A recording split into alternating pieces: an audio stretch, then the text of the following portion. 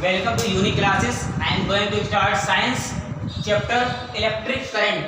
क्या है चैप्टर का नेम? Electric current. जैसे कि आपने आपको पिछले वाले वीडियो में पढ़ाया था कि इलेक्ट्रिक करंट होता क्या है, सब बताया था आपको। पॉजिटिव चार्ज क्या होते हैं, नेगेटिव चार्ज क्या होते हैं, इलेक्ट्रॉन्स क्या होते हैं, न्यूट्रॉन क्या होते हैं, सब बताया था आपको। और उसी टॉपिक्स में, उसी चैप्टर्स में, इलेक्ट्रिक करंट वाले चैप्टर में जो दूसरा टॉपिक है हमारा वो है रेजिस्टेंस। क्या है? रेजिस्टेंस। इसी हिंदी में बोलते हैं, क्या बोलते हैं? प्रतिरोध। क्या बोलते हैं? प्रतिरोध। देखो रेजिस्टेंस क्या होता है, इसमें लिखा है resistance is a measure of the opposition to current flow in an electric circuit. देखो रेजिस्टेंस जो होता है, प्रतिरोध, वो क्या होता है, किसी, देखो प्रतिरोध किसी भी सर्किट में कैसा होगा, तभी फ्लो होगा जब वो इलेक्ट्रिक सर्किट कैसा होगा, इलेक्ट्रिक होगा, उसमें आवेश होंगे। अगर उसमें आवेश नहीं होंगे, चार्ज नहीं होंगे, तो इलेक्ट्रिक सर्किट उसमें नहीं होगा, तो रेजिस्टेंस नहीं होगा। रेजिस्टेंस कैसे होते हैं हमारे? रेजिस्टेंस एक लो रेजिस्टेंस होता है, एक होता है हाई रेजिस्टेंस, मतलब कि एक होता है उच्च प्रतिरोध, एक होता है निम्न प्रतिरोध। जैसे कि इसमें लिखा है, क्या लिखा है? Resistance is measured in ohms. जो रेजिस्टेंस होता है वो किससे मेजर होता है, किससे मापा जाता है? ओम से मापा जाता है। समझ में आया? जैसे कि इलेक्ट्रिक करंट जो होता है उसका मात्रा क्या होता है, इलेक्ट्रिक करंट का जो विद्युत धारा होती है, जिसे हिंदी में बोलते हैं विद्युत धारा, उसका मात्रा क्या होता है? एम्पियर। क्या होता है? एम्पियर। ऐसे ही जो रेजिस्टेंस होता है उसको मेजर करते हैं किससे? ओम से। किससे? ओम से। और उसको आप हिंदी में लिखेंगे ऐसे, लिखेंगे ओम। ठीक, ये ओम हो गया। इंग्लिश में ऐसे लिखेंगे OHMS। ठीक है। जो सिंबल होता है, क्या लिखा है? Symbolized by the Greek letter omega.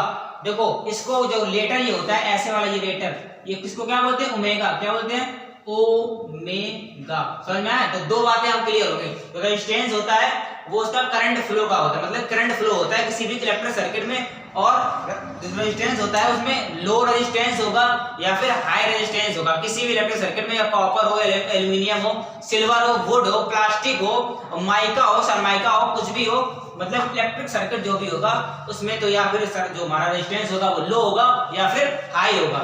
समझ में आया ना? अब दूसरी बात हमने क्या बताई, रेजिस्टेंस जो होता है वो मेजर्ड होता है हमारा ओम से। किससे मेजर होता है? ओम से। मतलब कि अगर आप कहीं इलेक्ट्रिक सर्किट, मान लो ये आपका सेल है, क्या है? सेल, इसमें रेजिस्टेंस है, तो मान लो रेजिस्टेंस आया 2। क्या है? 2। तो 2 क्या है? इसलिए सिम्बलाइज इसको करने के लिए रेजिस्टेंस को, जो इसका मात्रक होता है वो ओमेगा होता है। क्या होता है? ओमेगा। मान लो किसी भी सेल का रेजिस्टेंस प्रतिरोध आया 2, तो क्या पढ़ेंगे इसको? 2 ओमेगा। क्या पढ़ेंगे? 2 ओमेगा। ठीक। जो इसका मात्रक होता है वो क्या होता है? ओम। मेजर्ड किससे करते हैं? ओम से। ठीक है। जो यूनिट उसकी होती है वो क्या होती है? ओम्स। क्या होती है? ओम्स। ठीक। हिंदी में ऐसे ओम लिखते हैं। और जो सिम्बलाइज सिंबल होता है ये वो होता है, यानी ग्रीक लेटर में होता है, उसको पढ़ते हैं ओमेगा, और यूनिट होती है हमारी ओम्स। समझ में आया? अब तीसरी बात इसमें क्या लिखी है? गुड कंडक्टर्स, मतलब कि अच्छे जो चालक होते हैं, सच एज, जैसे कि क्या लिखा है? कॉपर। कॉपर हो गया, हमने आपको बताया था जो कॉपर होता है वो सबसे अच्छा इलेक्ट्रिसिटी का सबसे गुड कंडक्टर होता है, अच्छा चालक होता है। उससे भी अच्छा जो चालक होता है आपको बताया था, क्या होता है? सिल्वर होता है। क्या होता है? सिल्वर। उसमें जो इलेक्ट्रिक करंट होता है, फ्लो होता है, बहुत ही तीव्र गति से होता है, बहुत ही फास्टली होता है उसमें। समझ में आया? तीसरी बात ये हो गई कि गुड इंसुलेटर जो होते हैं, यानी कि अच्छे सुचालक होते हैं, चालक होते हैं, वो सच एज कॉपर, जैसे कॉपर हो गया, हैव लो रेजिस्टेंस। देखो जो कॉपर होता है उसमें कैसा होता है? निम्न प्रतिरोध होता है। कैसा होता है? निम्न प्रतिरोध। हमने बताया ना आपको, जो प्रतिरोध होंगे यानी रेजिस्टेंस होगा किसी भी इलेक्ट्रिक सर्किट में, वो कैसा होगा? लो होगा या हाई होगा। तो कॉपर होता है उसमें कैसा होता है? रेजिस्टेंस हमारा लो होता है। समझ में आया? अब इसमें क्या लिखा है? कॉजेज क्यों होता है? क्योंकि इलेक्ट्रिक एनर्जी उसमें क्या होती है? एक प्रकार की एनर्जी होती है ना, ऊर्जा। अगर आप कोई भी सर्किट लेंगे किसी भी चीज में, पंखे में क्या है? गतिज ऊर्जा। जब वो चलता है तो उसमें कौन सी ऊर्जा होती है? गतिज ऊर्जा। जब वो रुक जाता है तो स्थितिज ऊर्जा। स्थितिज ऊर्जा को इंग्लिश में कहते हैं काइनेटिक एनर्जी, पोटेंशियल एनर्जी कहते हैं, और गतिज ऊर्जा कहते हैं काइनेटिक एनर्जी। ये आपको अगले वाले चैप्टर में मिलेगा, जब आप मोशन एनर्जी वाले चैप्टर पढ़ेंगे तो उसमें आपको मिलेगा काइनेटिक एनर्जी और पोटेंशियल एनर्जी। ठीक है। तो जो क्या होती है? इलेक्ट्रिक एनर्जी जो होती है उस, मतलब इसमें इलेक्ट्रिक सर्किट में to be dissipated as heat. कैसे होती है? गर्म करने पर ही उसमें क्या होगी? जब कोई चीज गर्म होगी तभी तो ऊर्जा निकलेगी, ये ठंडे में निकल आएगी। तो उसमें क्या होगा? जब वो हीट होगा तो क्या निकलेगी? इलेक्ट्रिक एनर्जी निकलेगी, विद्युत ऊर्जा निकलेगी। रेजिस्टेंस किसमें? प्रतिरोध में does not depends only on materials. जो रेजिस्टेंस होता है वो डिपेंड्स नहीं करता है कि हमारा चालक कैसा है, मेटल्स है या नॉन मेटल्स है। समझ में आया? Resistance it does not depends on the metal. जो रेजिस्टेंस होता है वो डिपेंड्स नहीं करता है किस पे, मेटीरियल्स पे, यानी कि धातु पे निर्भर नहीं करता है कि धातु लकड़ी की है कि प्लास्टिक की है कि माइका की है कि कॉपर की है कि एल्यूमिनियम की है कि सिल्वर की। समझना है? तो चौथी बात ये क्लियर हो गई आपको। अब इसमें क्या लिखा, इट आल्सो डिपेंड, ये केवल निर्भर किसमें करता है, it also depends on the thickness, यानी कि जो किसी भी चीज का थिकनेस, पतली चीज, थिक मतलब क्या होता है, पतला, एंड लेंथ मतलब लंबाई, किसी भी चीज, मान लो कोई सेल है, उसकी जितनी लंबाई होगी और जितना वो थिक होगा, जितना पतला होगा, कोई भी इलेक्ट्रिक सर्किट हो, कोई सेल हो या कंडेंसर हो या फिर कोई बैटरी हो, कोई भी इलेक्ट्रिक सर्किट हो, अगर वो जितना लेंथ उसकी हाई होगी और जितना थिकनेस उसमें होगा, उसमें उतना रेजिस्टेंस कैसा होगा, हाई होगा। समझ में आया ना? तो वही लिखा है इसमें, it also depends on the thickness and length of the material use. जो उस मटेरियल यूज होते हैं, अगर वो कैसा है, थिक है, थिकनेस है मतलब, और उसमें लेंथ है, तो उसमें क्या होगा, हाई रेजिस्टेंस होगा। और कॉपर में जो होता है रेजिस्टेंस, वो हमारा कैसा होता है, लो होता है। अब देखो रेजिस्टेंस हमने क्या बताया आपको, रेजिस्टेंस जो होता है, जैसे कॉपर का हमने बताया रेजिस्टेंस, कॉपर में क्या होता है, उसका लो रेजिस्टेंस होता है। देखो रेजिस्टेंस मतलब होता है प्रतिरोध, जो हमने इतनी लिखी उसकी रेजिस्टेंस क्या लिखी थी, प्रतिरोध। प्रतिरोध क्या होता है, किसी चीज में मतलब कि उसका विरोध करना, प्रतिरोध, प्रति मतलब उल्टा, रोध मतलब विरोध, विरोध हो गया, उससे क्या निकालेंगे, किसी भी चीज का उल्टा करना, वो होता है प्रतिरोध। मतलब कि कोई भी चीज अगर सही काम कर रही है, उसमें कुछ रोड़ा डालना या फिर उसमें कुछ डिफेक्ट करना या कुछ नुकसान पहुंचाना, वो होता है रेजिस्टेंस। मतलब कि जितना भी अच्छा पर्पज होगा, उसमें कैसा रेजिस्टेंस होगा, हमारा लो रेजिस्टेंस होगा। जैसे कॉपर है, अभी कॉपर बताया, कॉपर जो होता है वो इलेक्ट्रिसिटी का इज बैड कंडक्टर। जो कॉपर होता है, copper is a good conductor of electricity, यानी कि जो कॉपर होता है, वायर, कॉपर का वायर आप देखा होगा, वो जो होता है विद्युत का सबसे अच्छा सुचालक होता है। समझ आया ना? और इससे भी अच्छा जो होता है कॉपर, सिल्वर, वो भी होता है गुड कंडक्टर ऑफ इलेक्ट्रिसिटी, यानी कि विद्युत का सबसे अच्छा सुचालक होता है। तो कॉपर और सिल्वर ये सबसे कैसे होते हैं, अच्छे मतलब सुचालक होते हैं। तो इनमें जो रेजिस्टेंस की बात हुई ना, रेजिस्टेंस में क्या होता है, लो होता है। कैसा होता है, लो। जब कोई अच्छा परिपथ होगा तो उसमें रेजिस्टेंस हमारा कैसा होगा, लो होगा। जो मतलब खराब परिपथ होगा, खराब से मतलब ये होता है कि अगर वो वर्क उसका स्लो है, कैसा है, वर्क स्लो है।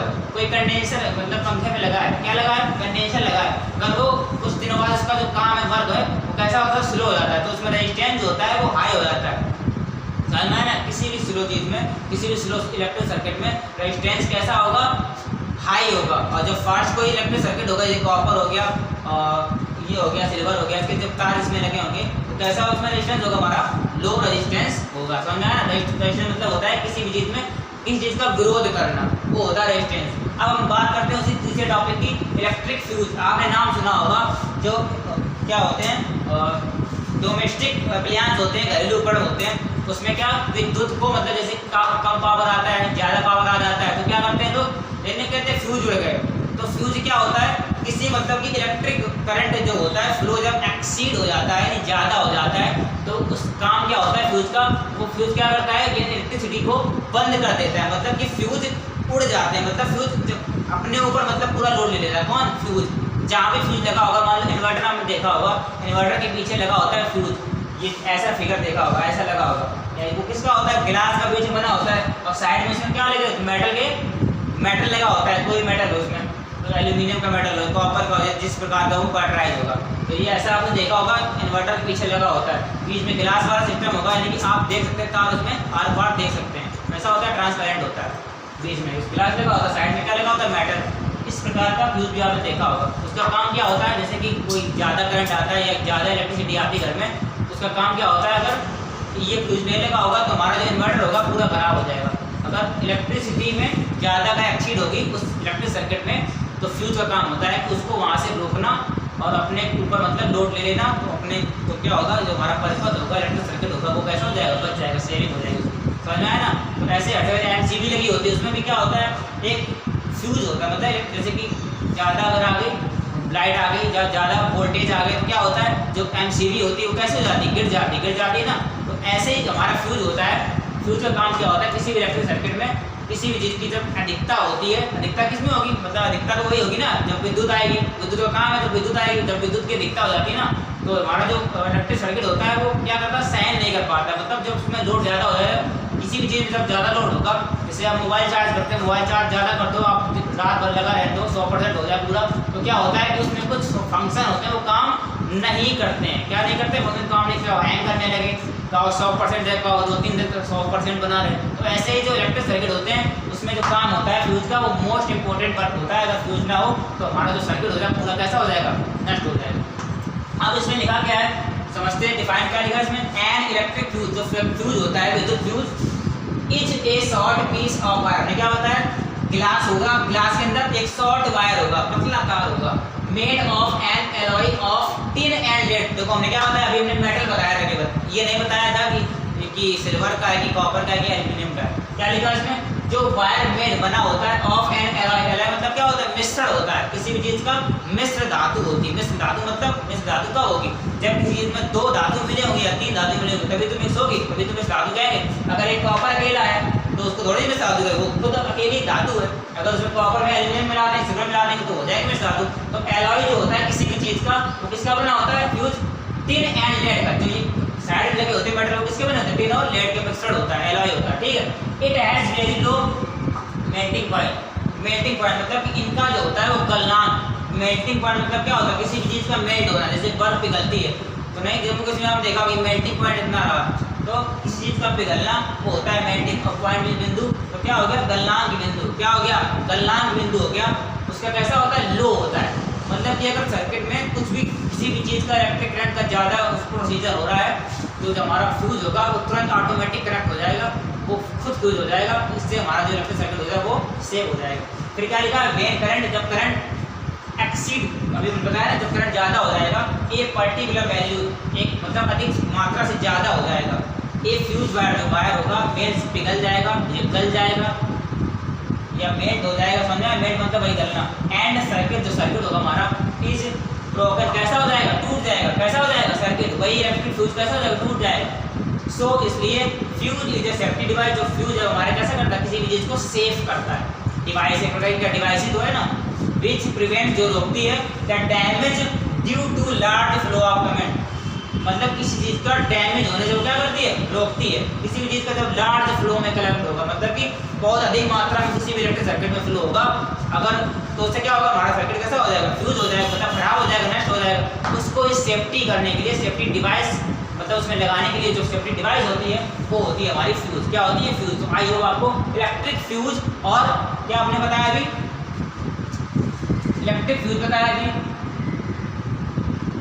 और रेजिस्टेंस, ये 2 टॉपिक आपको क्लियर हो गए होंगे। तो इलेक्ट्रिक फ्यूज और रेजिस्टेंस से रिलेटेड जितने भी आपकी बुक्स में हेडिंग्स डली हो या उसमें न्यूमेरिकल्स हो या क्वेश्चन हो तो आप कर सकते हैं। अगर कोई भी प्रॉब्लम होती है तो हमें कॉन्टैक्ट नंबर पर कॉन्टैक्ट कर सकते हैं या व्हाट्सअप कर सकते हैं या फिर यूट्यूब चैनल पे कमेंट भी कर सकते हैं। आपको व्हाट्सअप नंबर हम दिए दे रहे हैं, हमारा नंबर है 9119805056। इस पर आप व्हाट्सअप भी कर सकते हैं या कॉल भी कर सकते हैं। अगर इलेक्ट्रिक फ्यूज या रेजिस्टेंस या जो हमारा पूरा चैप्टर है इलेक्ट्रिक करंट्स के बारे में कोई प्रॉब्लम होती है तो आप अपनी डाउट्स क्लियर कर सकते हैं। समझ में आया ना। तो कल का जो टॉपिक होगा हमारा वो दूसरा टॉपिक होगा, हो सकता है मैग्नेट हम कल पढ़ाएं। समझ में आया ना। तो आपको electric current, electric fuse, resistance से संबंधित जो भी टॉपिक समझ नहीं आता है आप कमेंट बॉक्स में कमेंट कर सकते हैं और कॉन्टैक्ट नंबर पर आप कॉन्टैक्ट कर सकते हैं। और अगर हमारा वीडियो समझ में आ रहा है, आपको लाइक हो रहा है तो आप